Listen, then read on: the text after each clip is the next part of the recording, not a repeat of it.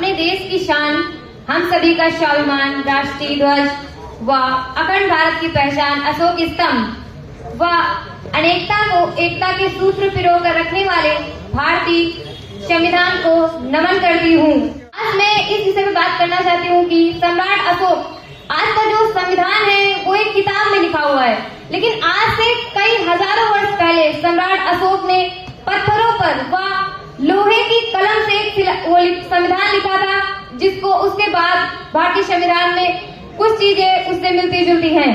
सम्राट अशोक अपने शिलालेख में कहते हैं कि नास्ति ही कम तरंग सर्वलोक हितप्पा, नास्ति ही कम तरंग सर्वलोक हितप्पा, अर्थात सर्वलोक हित से बढ़कर दूसरा कोई कार्य नहीं है। लोक कल्याणकारी राज्य बनाना ठीक उसी प्रकार की अवधारणा है। यह अवधारणा हमारे भारतीय संविधान के अनुच्छेद 38 में ली गई है कि भारतीय संविधान में भारत में लोक कल्याणकारी राज्य की स्थापना की जाएगी। सम्राट अशोक गिरनार के अपने 12वें लेख में कहते हैं, नोचू तत् धन, नोचू तत् धन व पुजवा देवन प्रियो, धन व पुजवा देवन प्रियो, मयति यद किति सालवाड़ी सिय सवर प्रसन्नन, नोचू तत् धन पुजवा देवन प्रियो, मयति यद किति सालवाड़ी सिय प्रसन्नन। यह शिलालेख उस समय की पाली भाषा और ब्राह्मी लिपि में लिखा हुआ है। अर्थात राजा अशोक कहते हैं, देवनाम प्रिय राजा दान या पूजा की इतनी परवाह नहीं करते। आज की जो जनरेशन है, बाकी जो हमारे नेता वगैरह है, वो सब दान और पूजा की परवाह बहुत करते हैं। उनको इस चीज से मतलब नहीं है कि हमारे देश में क्या हो रहा है, हमारी जनता के साथ क्या हो रहा है। उनको सिर्फ अपने पूजा और पाखंड से मतलब है। वो राजा इतने बड़े थे, लेकिन उनको इस चीज से परवाह नहीं थी। वो कहते थे कि सब संप्रदाय या विचारों के साथ सारथ में वृद्धि हो, सब संप्रदाय और विचारों के सारथ में वृद्धि हो, सभी लोग एक साथ मिलकर आधार से रहें एवं दूसरे के संप्रदायों की निंदा ना करें। तब राजा अशोक कहते थे कि कोई अपने संप्रदाय की प्रशंसा करता है और दूसरे की संप्रदाय की निंदा न की जाए। ना अपने संप्रदाय की प्रशंसा करिए, लेकिन किसी दूसरे संप्रदाय की निंदा न करिए। ठीक इसी प्रकार की अवधारणा अनुच्छेद 25 में कही गई है। किसी भी धर्म को मानने की स्वतंत्रता देता है। हमारा संविधान अनुच्छेद 25 किसी भी धर्म को मानने की स्वतंत्रता देता है। उसके साथ ही साथ अनुच्छेद 26 में धार्मिक कार्यों के प्रबंधन की स्वतंत्रता देता है। सम्राट अशोक अपने दूसरे शिलालेख में संदेश देते हैं कि सभी प्रकार के लोग अपना विचार व्यक्त कर सकते हैं। यही अवधारणा अनुच्छेद 19 में संविधान में सबको प्रदान की गई है। अशोक ने अपने पृथक कलिंग शिलालेख में कहा है, सबे मन से प्रजा ममा, सबे मन से प्रजा ममा, अर्थात सभी प्रजा मेरी संतान के समान है। सम्राट अशोक तब उनकी कितना बड़ा उनका राज था, कितनी प्रजा होगी, लेकिन वो अपनी पूरी प्रजा को अपनी संतान के बराबर मानते थे। अर्थात वो कहते हैं किसी के साथ कोई भेदभाव न किया जाए। और यही बात हमारे संविधान के अनुच्छेद 14, 15, 16 व 17 में कही गई है कि सबको समानता प्रदान करने एवं अस्पृश्यता जैसी असमानता को खत्म करने का प्रावधान है।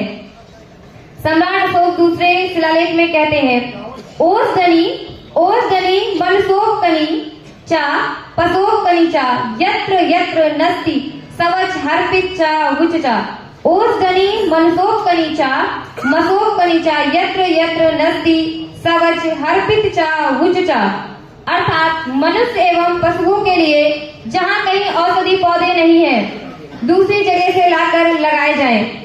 इसके साथ ही साथ मनुष्य एवं पशुओं के लिए जहाँ फल व मूल नहीं है, वहाँ से दूसरी जगह से लाकर रोपे जाएं।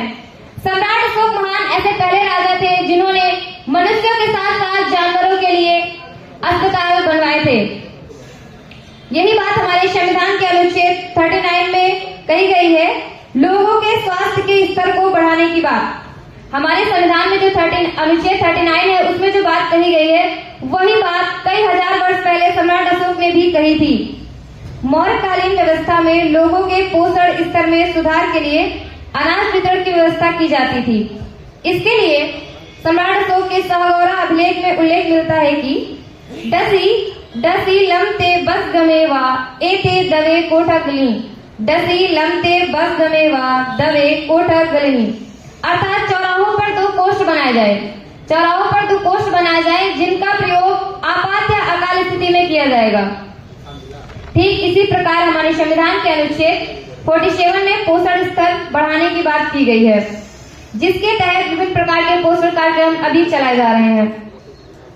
सम्राट के लुम्बिनी अभिलेख से ज्ञात होता है कि सम्राट ने भगवान बुद्ध की जन्मस्थली होने के कारण कुछ करों को माफ किया था अथवा कुछ करों को बहुत ही कम कर दिया था, जिसका था 1/8 भाग कर दिया था, 1/8 भाग कर दिया था, जिससे कृषकों की उन्नति में सुधार हो सके, जिसका उल्लेख रुम्मनदेही अभिलेख में इस प्रकार किया गया है। हित भगवन जतेती लुइने गामे उबलिके कटे 8 भागिये चा। हित भगवन जतेती लुइने गामे उबलिके कटे 8 भागिये चा।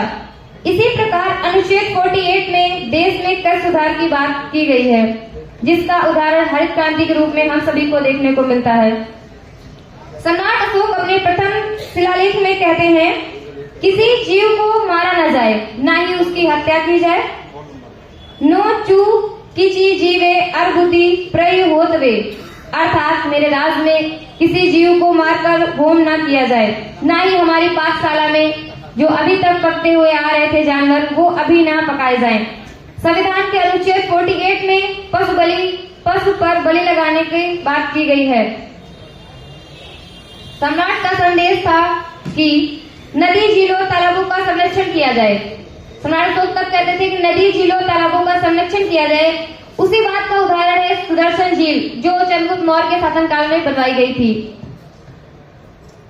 भारतीय संविधान सम्राट अशोक की पाली भाषा में बताई गई लोक कल्याणकारी नीतियों को अपने आप में समेटकर विश्व का बहुत ही महत्वपूर्ण संविधान बना है।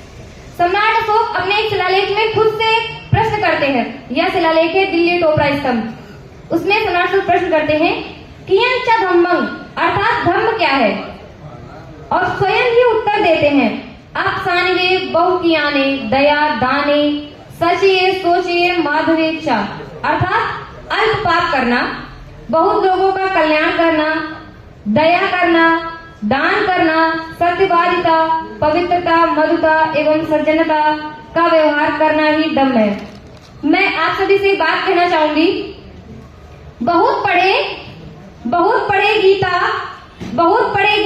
बहुत पढ़े कुरान, बहुत पढ़े गीता व बहुत पढ़े कुरान, अब तो हम सब मिलकर पढ़े भारतीय संविधान। अगर गीता पढ़ेंगे तो भगवान मिलेंगे, अगर गीता पढ़ेंगे तो भगवान मिलेंगे, अगर कुरान पढ़ेंगे तो अल्लाह मिलेंगे। अगर आप सभी भारतीय संविधान पढ़ेंगे तो आपको आपके मौलिक कर्तव्य, मौलिक अधिकार जानने को मिलेंगे।